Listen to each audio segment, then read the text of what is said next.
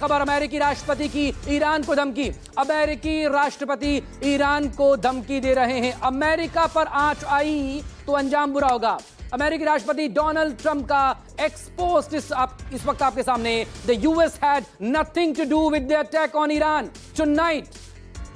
एक बार फिर से वो ये साफ कर रहा है कि जो अटैक ईरान पर हुआ है उससे हमारा कोई लेना देना नहीं है, यानी कि अमेरिका का कोई लेना देना नहीं है। लेकिन अगर किसी भी तरीके से अमेरिका को नुकसान पहुंचाने की कोशिश ईरान की तरफ से की गई तो इसका अंजाम बुरा होगा, इसके नतीजे भुगतने होंगे ईरान को। सीधी चेतावनी डोनाल्ड ट्रंप की ईरान को। बड़ी खबर इन तस्वीरों में इस वक्त आपके सामने। ईरान की तरफ से किस तरह की सीधी चेतावनी अमेरिका को दी गई है, यह बड़ी खबर कि अमेरिका जंग में ना कूदे। अगर अमेरिका जंग में कूदा तो फिर इसके अंजाम उसे भुगतने होंगे। और अंजाम किस तरीके से भुगतने पड़ सकते हैं, क्योंकि अमेरिका और ईरान में डिस्टेंस बहुत ज्यादा है। लेकिन मिडिल ईस्ट में कई सारी जगहें ऐसी हैं जहां पर अमेरिका ने अपने बेस कैंप बना रखे हैं। सबसे पुराना जो बेस कैंप अमेरिका का चला रहा है वो तो कतर में मौजूद है। उसी बेस कैंप से दरअसल लगातार सपोर्ट इजराइल को मिल रहा है अमेरिका की तरफ से जेट फ्यूल के जरिए, क्योंकि इसी कतर से अमेरिकी फाइटर जेट उड़ते हैं एयर टू एयर रिफ्यूलिंग के लिए, और वो इजरायली फाइटर जेट को फ्यूल प्रोवाइड करवा रहे हैं। इसको लेकर ईरान खासा गुस्साया हुआ है और अमेरिका की इस भूमिका को लेकर सीधे धमकी, सीधे चेतावनी अमेरिका को इस बार दी रही है कि अमेरिका इस जंग में ना कूदे।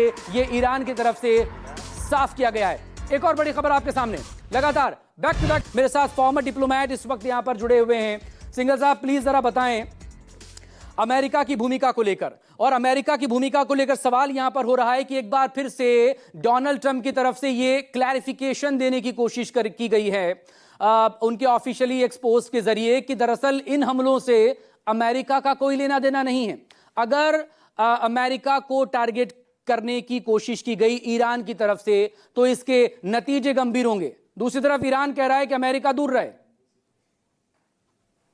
मकसूद जी, ऐसा है कि अमेरिका बड़ा अच्छा गेम खेल रहा है इस वक्त, क्योंकि ये अमेरिका की हमेशा से ये इच्छा रही है कि ईरान का जो न्यूक्लियर प्रोग्राम है वो पूरी तरह से खत्म कर दिया जाए उसको, जो है। और इसी के लिए उन्होंने पिछले 2 महीने पहले उन्होंने समय दिया था, 2 महीने का ईरान को, ताकि वो और जो 5-6 राउंड हुए डिस्कशन के वो उसी के सोच करके हुए कि जो है ईरान को वो तैयार कर लेंगे कि वो ईरान अपना प्रोग्राम गिव अप कर देगा और उसके बदले में वो सैंक्शन हटा दी जाएंगे।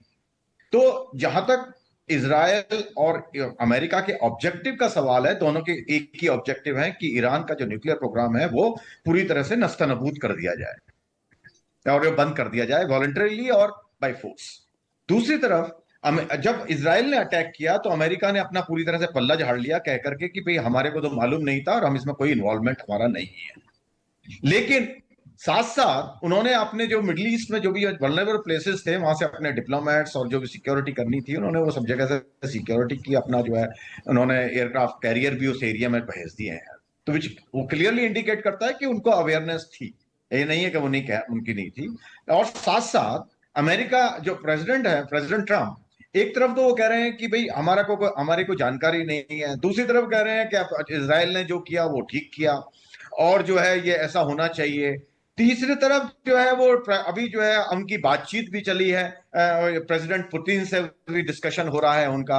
अभी 1 घंटे लंबी बातचीत की है, उसमें ये कह रहे हैं रशियन साइड कह रही है कि डोनाल्ड ट्रंप ने कि बहुत अच्छे तरीके से पुतिन ने मुझे बर्थडे विश किया है। जी, उन्होंने पोस्ट भी किया है और जो रशिया की तरफ से ब्रीफिंग हुई है उसमें उन्होंने कहा गया है कि उन्होंने मिडिल ईस्ट के बारे में बात की है और उसके बाद रशिया ने कुछ प्रपोजल दिए हैं ईरान से न्यूक्लियर जो प्रोग्राम है उससे रिलेटेड। तो अमेरिका का ये कहना है कि हमारा कोई इन्वॉल्वमेंट नहीं है। साथ साथ वो धमकी भी दे रहे हैं ईरान को कि अगर हमारे हितों पर कोई हमला हुआ तो हम उसकी जवाबी कार्रवाई बहुत जबरदस्त करेंगे। तो इसमें मेरे विचार से अमेरिका का बिल्कुल रोल है, लेकिन वो ओपनली नहीं आ रहे हैं, वो इजराइल के थ्रू क्या प्रॉक्सी कर इसके रहे हैं। पीछे एक डर ये भी है सिंघल साहब, क्योंकि पूरे मिडिल ईस्ट को लेकर देखे सबसे बड़ा बेस कैंप तो अमेरिका ने कतर में बना रखा है, वहां से इजराइल को सपोर्ट मिल रहा है।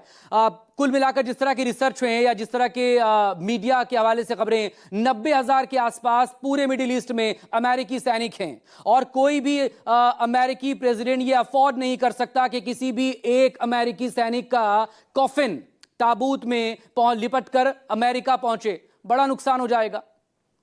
जी बिल्कुल, इसीलिए प्रेसिडेंट ट्रंप जो है अपने आप साफ रख रहे हैं, लेकिन पूरी तरह से इन्वॉल्व भी हैं। और जैसा भी आपने कहा कि वो इसीलिए बार बार वो धमकी भी दे रहे हैं ईरान को कि अगर उसने कोई कोशिश की तो उसका जो खमियाजा ईरान को उठाना पड़ेगा, क्योंकि फिर अमेरिका को ओपनली आना पड़ेगा। तो ईरान भी अभी जो बड़े तरीके से काम कर रहा है अभी सो फार, उन्होंने अमेरिकन इंटरेस्ट पे कोई अटैक नहीं किया है, डायरेक्टली पिन पॉइंटेड इजराइल के जो इंटरेस्ट हैं, उनके जो एरियाज हैं, वहां वो अटैक कर रहे हैं। लेकिन इस बार अभी ईरान की खबर तरफ आई से है कि जॉर्डन पर एक मिसाइल जरूर फायर की गई थी, बैलिस्टिक। अपडेट आपसे हम लगातार इस पर बात करते रहेंगे, लेकिन